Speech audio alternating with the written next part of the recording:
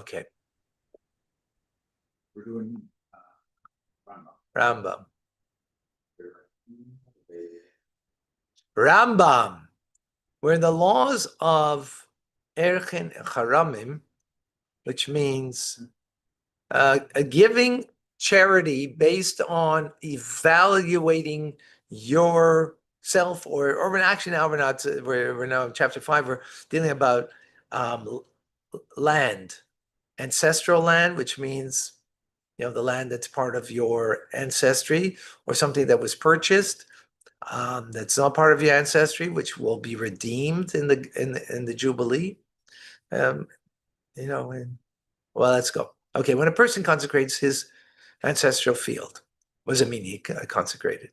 It means he said, my field, he wants to give charity. And so I'm giving my field to Bet Kabayis, to the Holy Temple, right? That's where things were given for the upkeep of the Holy Temple. And I'm consecrating. I've got 10 fields. I want to give one of my fields. You have to know what you have. Well, it has to be yours. I know, but you have to know how much is yours, what your budget is. Well, that's irrelevant too. That's totally irrelevant. Okay, so it is a mitzvah for him to redeem it. Why? Because the temple treasury has no value in land.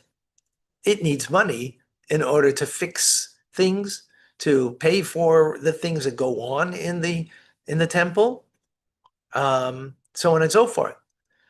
So the fact that but back in the day, people were agrarian, and that's how they made a significant donation.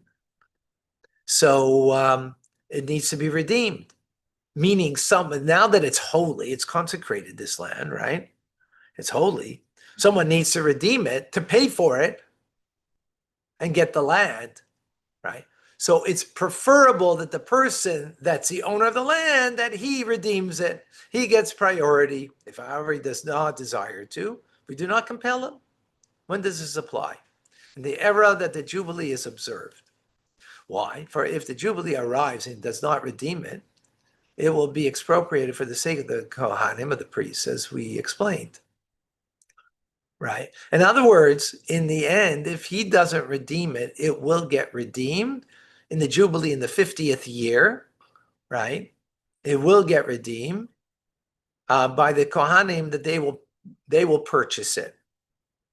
That was explained actually in chapter 4. Yeah.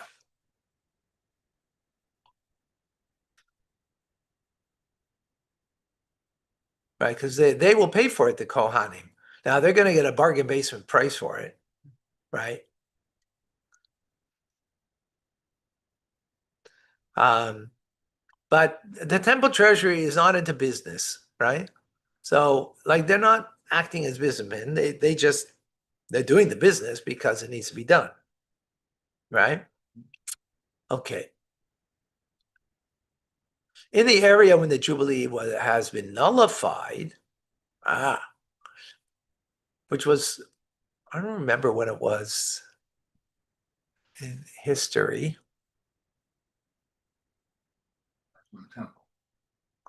No, Jubilee was nullified even during the times of the temple. I think the Jubilee was not practiced in the second temple. No, today it's for sure not practiced. Well,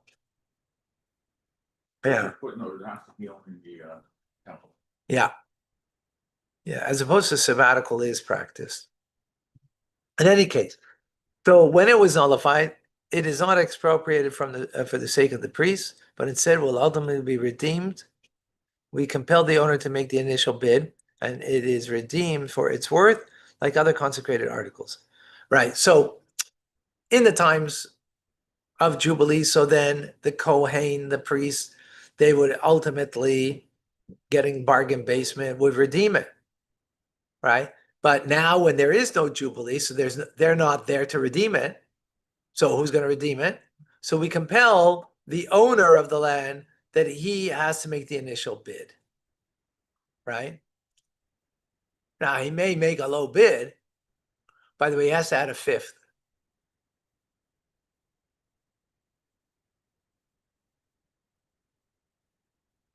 That's what the Torah says. He has to add a fifth. Not less than a pruta, Huh? not less than a pruta. Right.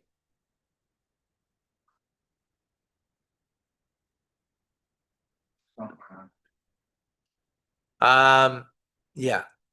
And is redeemed for its worth, like Hanukkah. Okay. If someone who is willing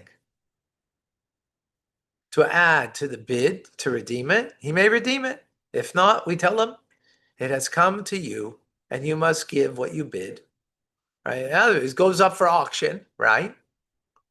And if there's someone who's going to give more, so we're going to take that. He may not make an opening bid for less than 4 prutas, so that the fifth that will be added will not be less than a pruta, because we have to add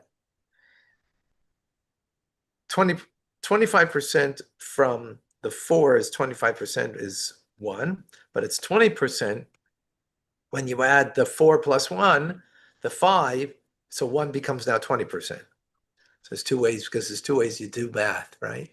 There's old math and new math. The difference is if you come to you come to the same amount in the end, but a different way to look at it, right?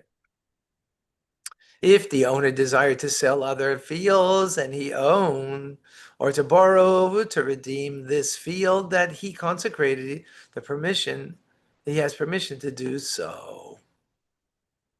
Since the field he consecrated will never return to him if he does not redeem it, he is given greater opportunity to do so. Yeah. This applies whether he consecrated the field during the time of the Jubilee is observed or whether it is not observed. He is given precedence over others. Similarly, if he desired to redeem half of it, he may.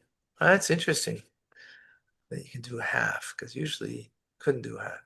This contrasts with the laws applied when one sells a field to an ordinary person. This is a greater stringency that applies with regard to the ordinary property and not to temple treasury.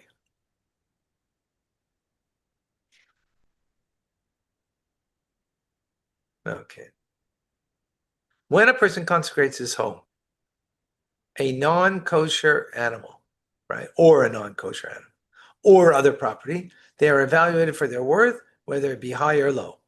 If the person who consecrated them, his wife or his heirs, redeem them, right? So now either he did or his wife or his heirs, because he passed away, they redeem them. They must add a fifth. We compel the owner to make the first bid. The money is set aside for improvements of the temple. Bedekabais, as it's called. Right?